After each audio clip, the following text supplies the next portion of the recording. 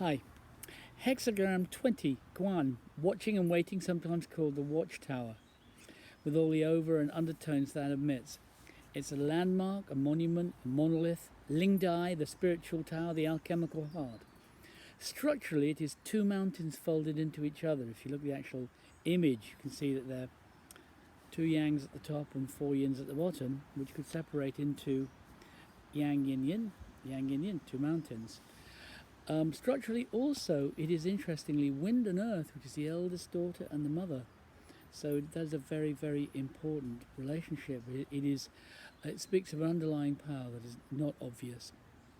So the watchtower is where heaven and earth meet, and the observation of both simultaneously may be possible.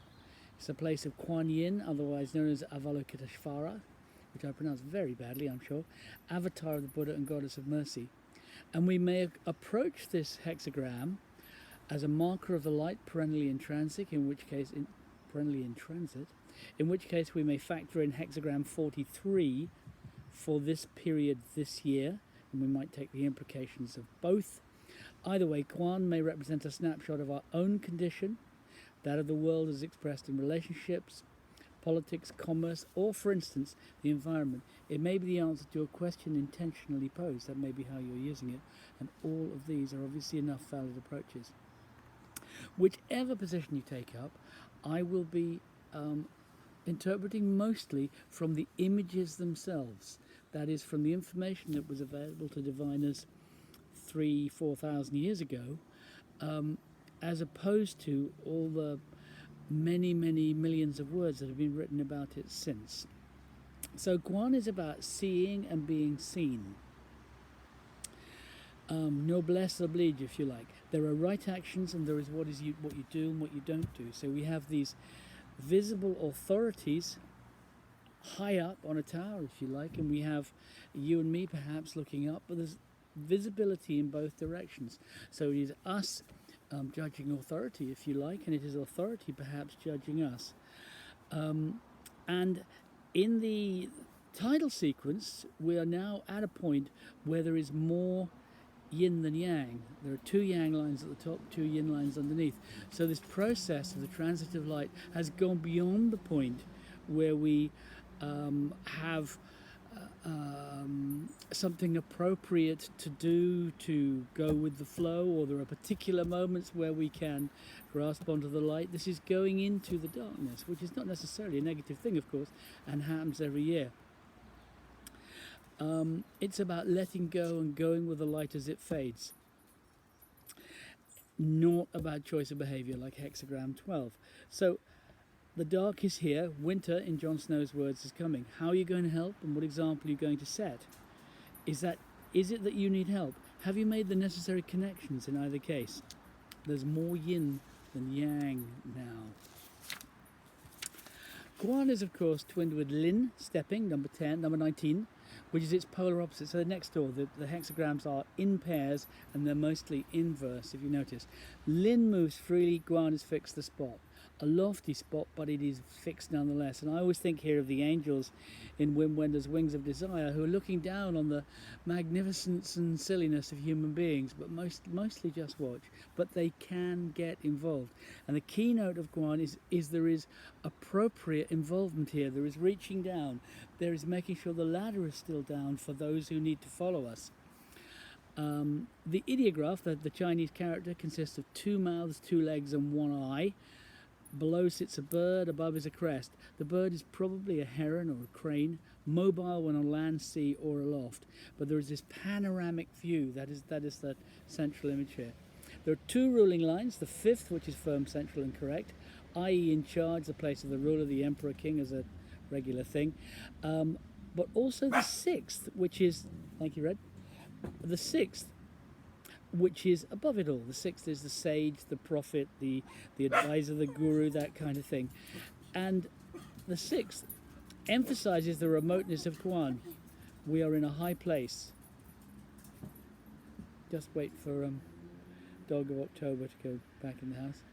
Some relate Guan to the practice of sky burial or excarnation. Some see two mountains folded together, as we discussed.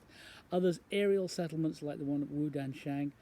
If I were technologically a little bit cleverer, I would show you a picture. But if you look at the cover of my book, The Feng Shui Diaries, it's a really good example of this high place, the Taoist enclave at the top of Wudanshan, one of the most extraordinarily beautiful views. If you're interested, email me, I'll send you a picture. Anyway, the fifth, which is the more practical line, may signify a tangible intervention. Changing the fifth takes us to mountain over earth, that is number 23. This might be a futile gesture, a suicide mission, there's no coming back. And in any case, that is the hexagram for next month, because we will be continuing this process of seeing how the yin lines take over the yang lines as we move from the summer solstice to the winter solstice and then back again. Bow is the last ditch, a suicide mission. The fifth counts as intervention, but at considerable risk, because we remain to the world, connected to the world. There is correspondence between the fifth line and the second line, which means that there is a connection between the people and the rulers.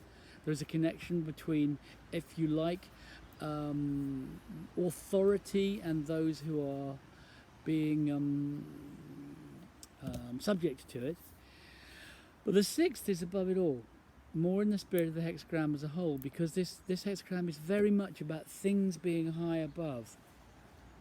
Changing the sixth, when you change the sixth line, what you get from that is B, which is union, hexagram number 8, water over earth. So we are remote but at one with everything. This may mean we feel we must connect with the above before our assistance is worthwhile, or it may mean we plan to dematerialize. This is a tidal gua, so it always shows up at this time of year. But as I say, factoring in hexagrams 42, which is for the year of the metal rat, covers the year of the metal rat, 40 or 43 and or 43, 42 being about rebalancing power between the yin and the yang. It's the eldest daughter over the eldest son. It's like stand back, boys, and let the girls do it. The evidence in 2020 is that the countries that are dealing most successfully with COVID-19 are all led by women. What a coincidence. Hexagram 43 is for this particular quarter of the year, and hexagram 3 is about breakthrough, but it's also about privilege. So you might factor all of those in, and you might literally apportion each 5-day block following September the 7th to each line. There are 6 lines, 5 6s are 30, so you have a month there. This is also the time of the Hungry Ghosts. The Hungry Ghost Festival starts with the new moon, the 7th new moon, which was, I think, August the 18th. And this time, in Chinese tradition, they leave out cookies, a bit like the reindeer at Christmas, like we used to do for the kids. But it's a much deeper idea than that. Hungry ghosts are not necessarily dead. The hungry ghosts are the ones who will not let go of wanting more than you, more money, more power, more food, bigger houses, as an ongoing thing. And sometimes it may even be that such ghosts, if you want to follow that particular model through, don't know that they're dead. They're so aspirational they kind of don't notice. But in any case, what more to the point, this is the time of the hungry ghosts who are alive and kicking on this planet, the ones who are determined to strip the planet naked and forget that it is round, or at least spherical, and it has limited resources. The hungry ghosts are perhaps the main problem that is leading us into our current conundrum. Anyway, technically the judgment, contemplation, the wind blows over the earth, behave with dignity and sincerity. The ideograph, an observatory, an eye in the sky, a temple. Tidal position, 8th month, September to October. Rulers 5th and 6th. Correspondence, 2nd supports 5th, 3rd supports 6th. In the Ganzi cycle, that's the stem and branch cycle, this is the Earth Pig. So if you're born in the year of the Earth Pig, 2009, 1959, 1659, the year that Oliver Cromwell died, then this would be your hexagram. And it is one prior to the metal rat in the sequence, and that is quite interesting in the year of the metal rat. Anyway, rapidly running through the lines. Line 1, action must be as wise and as bold as necessary. So if you draw changing line 1, courage, poor judgment is to be expected of the young, but only of the young. So it's at your age, not your shoe size. And it changes to hexagram number 42, increase, which is rebalancing of the genders. This is the hexagram that typifies 2020 as well, if we change the first line of this hexagram. Second line corresponds with the fifth. Intuition is invoked. Trust when cowardice and justification might be easier.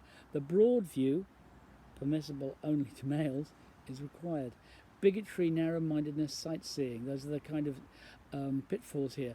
And it changes to Hawan, dispersal, hexagram 59, an image of the wind over the water, there being nothing but wind over water. The call to jump, if you like, the last temptation of Christ, maybe. Line 3 corresponds with the sixth, so it is about awareness of limitations, institutions, social structure, the courage to proceed despite opposition and self-doubt, but above all, a responsible decision regardless of authority or convention, a turning point, self-reliant even when weak and wrongly positioned. It's about trust, and it changes to Jian, slow progress, hexagram 53, which is very much about a rebalancing of genders. It's about glass ceilings, incremental change.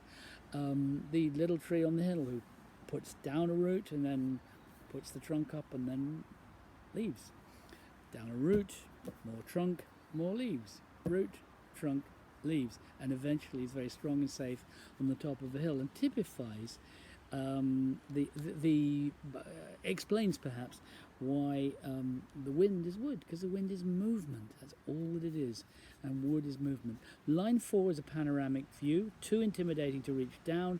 Build your strength first by reaching above. And is this wisdom or an excuse? The place of the advisor and a mutual judgment. Line 4 is the place of the advisor, just underneath the place of the emperor, the ruler.